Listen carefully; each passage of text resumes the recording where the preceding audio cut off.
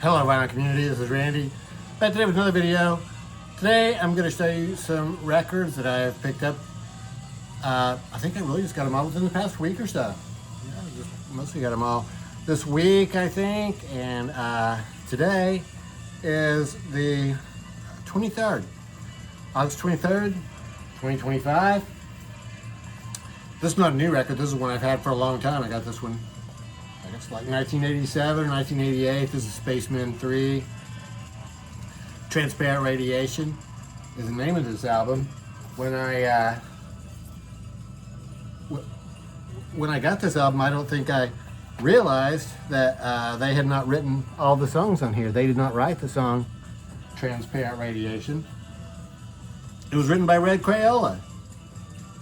Red Crayola, which is a international artist band from Texas from the mid-60s. International Artists is the record label that 13th Floor Elevators are on. And Bubble Puppy and Red Crayola and Golden Dawn. Those are the four main bands, and now I've got records by all four of them. They're all great, all psychedelic records. This record by Red Crayola was recorded in 1967. It's accredited to the Red Crayola with The Familiar Ugly. Familiar Ugly. And here in the details, it tells me that The Familiar Ugly is a group of about 50 people who would, it sounds like they would show up at the Red Crayola shows and come on stage and jam with them. A lot of their songs are called Freeform Freakouts. So this record has 6 songs with titles on it, and then in between all those are Freeform Freakouts. That's what we're hearing right now. It starts out with Freeform Freakout, and then there's some songs with words on it. So what they did was they invited these 50 people to the studio and then had a 2-hour session where they just recorded these people making sounds. It sounds like they used, could be a kazoo, what else did they say? Like a buzzsaw, I think, or a motorcycle engine. Harmonicas, guitars, blowing over the top of a pop bottle, make like that jug effect, I guess. So, really cool, fantastic cover on here. I really can't make anything out of this cover, but it's a very cool cover. And what else can I tell you about this record? It was evidently it was recorded in mono, and then they made a stereo version out of it. And the guy in the band, I guess, thought it sounded good the way they did it. But he said it took some of the, depth out of it. Not really sure about that. But yeah, this is a very cool album. So the songs on here are Transparent Radiation. So like I say, I didn't realize I was just this record the first time through, and I hadn't really paid too much attention to the names of the songs, and then Transparent Radiation came on. I was like, wow, I think I know that song. The other ones on here, the first song on here is Hurricane Fighter Plane, which is, I looked online, a Hurricane Fighter was a World War II fighter plane, so like the British fighter plane, so like a Spitfire, I guess, but it was a Hurricane Fighter. And then the last song on side 1 is called War Sucks.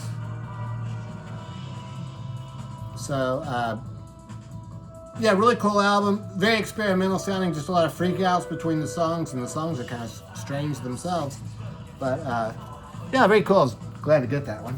So, like I say, we're hearing that one right now. I was watching a James Griffith video a couple weeks ago, and he was doing a thread that was like, I think he was supposed to show 10, he was showing 10 records, 10 genres, I think, something like that. One of the records he showed was this Prefab Sprout album, Jordan, The Comeback. And he talked about how this album was very much a feel-good album. Listen to this album, and he said it really put you in a good mood. So it didn't take much convincing for me to get another Prefab Sprout album, because I've been a big Prefab Sprout fan ever since about 1985 or so. I think the first album came out in 83 or 84. I became familiar with them in 85.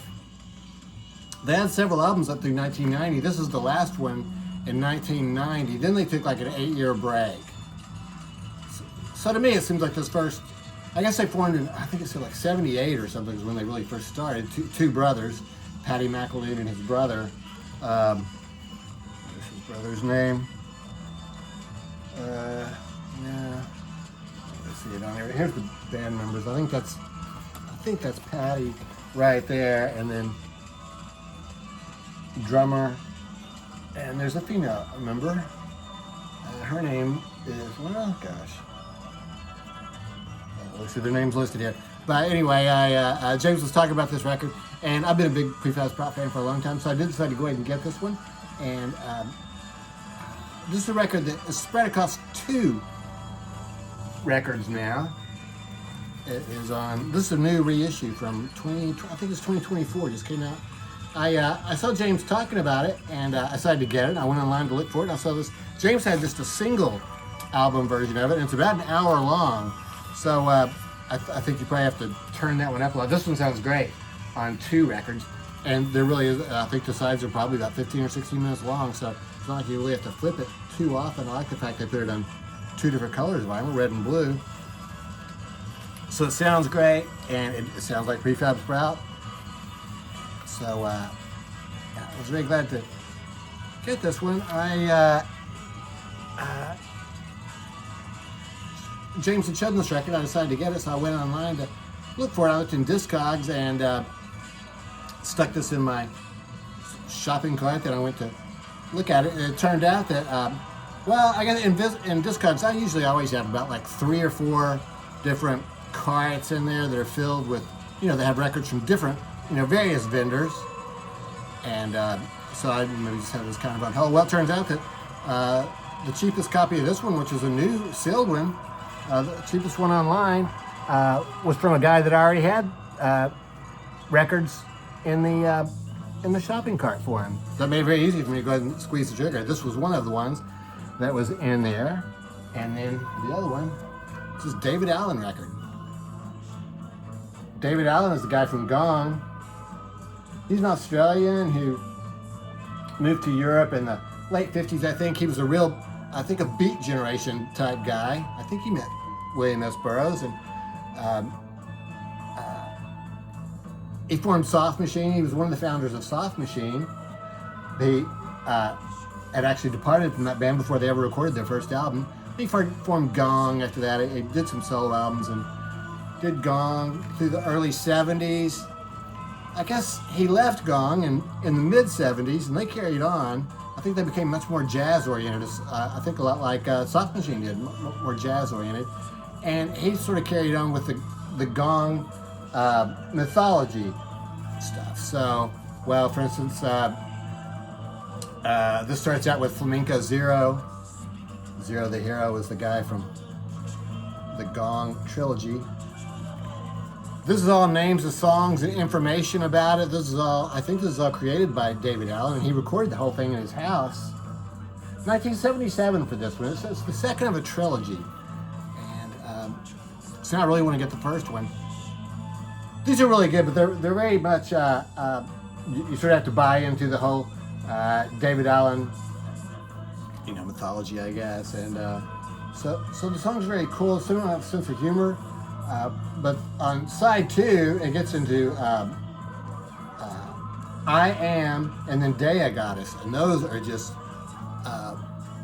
real space rock. I mean, totally jamming guitar space rock. A perfect example of space rock. Really good. So this album's really fantastic. Really been enjoying that one. So now I want to get the first one out of the trilogy, which was... I think what the name of that trilogy was. Good Morning. So I have the third one, N'Existe Pas, and so this is Now's the Happiest Time of Your Life is the name of this album. I don't know if I said that. Now's the Happiest Time of Your Life, and so the first one is called Good Morning. So I really want to look for that one too. And then I'm looking down through here, and it looks like he really had a lot of albums all the way, well, through 85 and, well, really through the 80s. And, but I think that they are, well, kind of like this one. They're very much part of the Gong mythology. Probably, I've heard them, probably part of the Gong mythology, though. So if you're into David Allen, I think, you know, probably very interesting for me. It just depends on, you know, if you're interested in listening to David Allen, I guess. Sort of take some buy-in. It's on Charlie Records. I guess he is signed to Charlie Records. And actually the Red Crayola record is Charlie reissue. International artists, and I was reading online, it looks like international artists leased their catalog or sold it to Charlie Records in like 1990 or something like that. So I got this box set in the mail. This just came out on the, I think the 15th of August, Jerry Garcia Band at the Warfield Theater. So this is a 6 CD set. It's 3 nights at the Warfield on in February and March of 1991. So this is Jerry's band with Jackie LaBranche and Gloria, I think it's Gloria Jones, singing background vocals. And they do background vocals in every song, and they are just like clockwork. I mean, they're just so perfect. Their harmonies are always, it's just almost like having an organ or a keyboard or another instrument on stage. I mean, they're just always right on the mark. And they sound great with Jerry. So the first 2 nights, they don't even repeat any songs, I think, except for, I think they did one repeat on here, which was Lay Down Sally. I think Lay Down Sally is the only repeat they did on here, and that was a new song for them at the time. And, you know, I really am not a fan of that song at all. I don't care for it, but Jay does a fantastic version of it and jams on it, and with the girls singing the background vocals, it just really sounds awesome. The other members of the bands are Melvin Seals plays organ, and John Kahn is the bass player, and is it David Kemper is the drummer. So this is at the Warfield Theater, which this came with this booklet, which tells the whole history of the Warfield. So that was very interesting. I was interested because I saw Jay at the Warfield 4 or 5 times, 5 or 6 times, and really great place to see him. I guess the capacity there was only 2,700. So really cool. And it told the story because it was interesting to me at the Warfield. There was a balcony up there where you could get reserve seats, but the floor and down on the bottom, I guess some Bill Graham had leased it to some other guy in the 80s, and he tried to turn it into more of a disco. So he took all the seats out of the first floor. So it sort of explains that to me. You could buy general admission there and be on the first floor, and you know, if you really wanted to get down close to Jay, that would be the way to go. But if you want to have a little bit more of a relaxed show, you can get the reserve seat and sit down upstairs. So I'll tell you, these Jay shows, there can be some really long songs on here, like Don't Let Go, or Senor. Don't Let Go goes for like 20 minutes. It has some really great jamming on it, but some of it gets really kind of slow, and I really don't necessarily like to stand up for the whole show, so it's kind of nice to be in the seat. But I also did the floor sometimes too, so both are great ways to see it. This whole thing is written by Blair Jackson, who is one of the best Grateful Dead archivists. So, yeah, fantastic. So there's 6 CDs in here, 1 CD for each 2 sets each night, and 2 CDs for each night. So they all just have slightly different covers on them.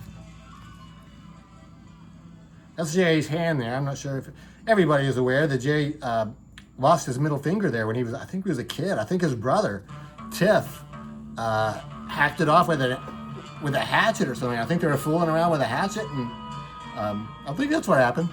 Yeah, from the time he was a kid. So that sort of became a popular thing on his t-shirts and things like that. Those are very cool looking artwork there. And then I think the discs are all, discs all just look like that. So, fantastic. Jay Garcia Band is just all Jay. No drum solo, nothing like that. So, very good. And the last thing I have to show you is So that came out on the 15th. I was looking at the Garcia website, and they released this record on Record Store Day, I guess a year or two ago, and evidently there were a lot of them left over because it was really priced to sell on the website. So I did go ahead and get it. This is the Garcia band, so the exact same band at the Hampton Coliseum on November 9th of 1991. So just about 6 months later. Was that 9? Yeah, about 8 months later. But the attraction here is that Bruce Hornsby joins them on stage. So Bruce had been playing with the Dead, been playing piano and accordion with the Dead, and Jay was touring with the Jay Garcia band, and I think Bruce lives in Virginia. This is at Hampton Coliseum in Hampton, Virginia, and so he sat in with him for one night. So it's pretty low key. Jay introduces him, and there's 2 or 3 times when Bruce takes solos. He plays an electric piano on this one, but it's not overwhelming. He doesn't really like dominate the show or anything like that. It's an interesting thing here is the encore is What a Wonderful World. It's Louis Armstrong song. I think they had just started doing this at that time. So so there were 2 sets, and this is spread across 5 albums. So this is a very bare bones box. I mean, that's all you get. There's no booklet or anything. So you have the song listing there. Very cool cover though. I really like the cover. But you do get 5 records. So I think all of the records are pretty basic looking like that. But the covers are very cool. Rose is there. It's like the tiger from Jay's guitar. Stars. Cool. It's probably my favorite one of them. Very cool looking artwork there. And then the last one. Very cool. So I just wanted to mention on this, so on the 3-show set from the Warfield, you really get a representation of everything that's in the Garcia band catalog. So I think there's 3 Bob Dylan songs: Tangled Up in Blue, Senor, and Positively 4th Street. They do a couple of Motown songs. It starts out with the way you do the things you do on the first night, and then the second night they start out with. The second night they start. The third night they start out with How Sweet It Is to Be Loved by You. Second night is really cool. They start out with tuning. Melvin, the keyboard player, is playing "Hold Your Head Up," that Argent song. Hold Your Head Up on his keyboard. It sounds really cool. And Jay and the bass players sort of join in with them a little bit. They only do that for 30 or 40 seconds or something. They don't sing any words or anything. And then I guess the curtain comes up and they start out with "Cats Under the Stars." Fantastic song. So, then there's also a couple of Jimmy Cliff songs on here. "The Harder They Come" and "Struggling Man." So, nice selection of songs on here. "Second That Emotion," another Motown song on here. So, I think there's also a couple of Van Morrison songs on here. Like, the Van Morrison songs would be, they do a Les Lobos song, "Evangeline," which is very cool. Jay covering a newer band. And then, now I'm not going to be able to find them. And they do "You Never Can Tell." "C'est La Vie, You Never Can Tell," the Chuck Berry song. This is 1991. I'm pretty sure this is before it became, it regained a lot of popularity when it was used in Pulp Fiction. That's a song that John Travolta and that woman that he's supposed to be escorting for the weekend, they do the dance contest to that song. So that's it. That's all I have to show you for this week. So hope everybody's doing well. And thanks for watching.